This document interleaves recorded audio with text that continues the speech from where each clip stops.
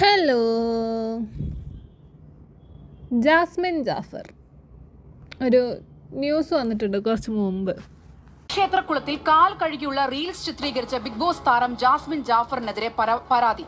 ഗുരുവായൂർ ദേവസ്വമാണ് പോലീസിൽ പരാതി നൽകിയത്. വിലക്ക് മറികടന്ന ജാസ്മിൻ ഗുരുവായൂർ ക്ഷേത്രത്തിന്റെ തീർത്ഥക്കുളത്തിൽ കാല് കഴുകി റീൽസ് ചിത്രീകരിച്ചെന്നാണ് പരാതി. ബിഗ് ബോസിനെയും വർഷം നല്ല സമയമാണെന്ന് തോന്നുന്നു. തുടക്കം മുതൽ ബിഗ് ബോസിനിട്ടാണ് പണി. ആദ്യം ജിൻഡോ ആയിരുന്നു, പീഡന കേസ്, അത് കഴിഞ്ഞ് മോഷണ കേസ്, ഇപ്പോൾ ദേ ജാസ്മിൻ കേസ്. ഇനി ഏതൊക്കെ കേസാണോ എന്തോ ബിഗ് ബോസിൻ്റെ തലയിലോട്ട് വരാൻ പോകുന്നത്, ബാക്കി കേൾക്കാം. കഴിഞ്ഞ 3 ദിവസം മുൻപാണ് ജാസ്മിൻ ജാഫർ എന്ന ഇൻസ്റ്റാഗ്രാം ഐഡിയിൽ ബിഗ് ബോസ് താരമായ ജാസ്മിൻ ഇത്തരത്തിലൊരു വീഡിയോ പങ്കുവച്ചിരുന്നത്. ഗുരുവായൂർ ക്ഷേത്രക്കുളത്തിൽ എത്തുകയും അവിടെ കാൽ നനച്ച് വീഡിയോ ചിത്രീകരിക്കുന്നതുമാണ് ദൃശ്യങ്ങളിൽ കാണാനാകുന്നത്.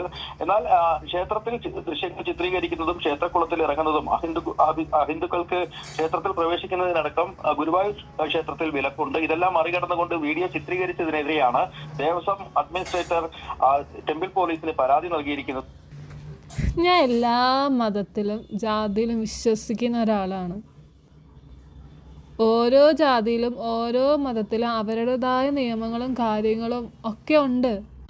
ഇതുപോലെ റീൽസും വീഡിയോസും ഒക്കെ ഈ ജാസ്മിൻ ജാഫർ വിശ്വസിക്കുന്ന മതത്തിൽ, ഞാൻ മതം ഏതാണെന്നോ എന്തോണെന്നൊന്നും ഞാൻ പറയുന്നില്ല, അവർ പ്രാർത്ഥിക്കുന്ന അല്ലെങ്കിൽ അവർ ആരാധിക്കുന്ന ഒരു സ്ഥലത്ത് പോയിട്ട് വേറൊരു മതത്തിൽപ്പെട്ട ഒരാൾ ഇതുപോലെയൊക്കെ ചെയ്തു കഴിഞ്ഞാൽ ഇവരുടെ ആൾക്കാർ അത് സമ്മതിച്ചു കൊടുക്കുമോ?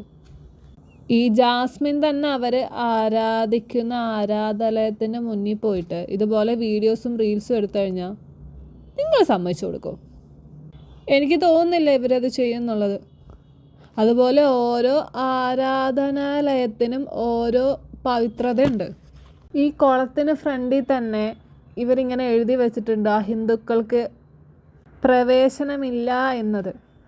എന്നിട്ടും അതെല്ലാം തെറ്റിച്ചിട്ട് ഈ കുളത്തിലോട്ട് ഇറങ്ങിയ ജാസ്മിന് സാമാന്യ മര്യാദ എന്ന് പറഞ്ഞ സംഭവം ഉണ്ടോ? ഇവിടെ എന്തോ ആവാം, അല്ലെങ്കിൽ എനിക്ക് തോന്നിയ പോലെ ചെയ്യാം എന്നുള്ള ഒരു ധാർഷ്ട്യം അതായിരുന്നു അവിടെ കൊണ്ട് കാണിച്ചുകൊണ്ടിരുന്നത്.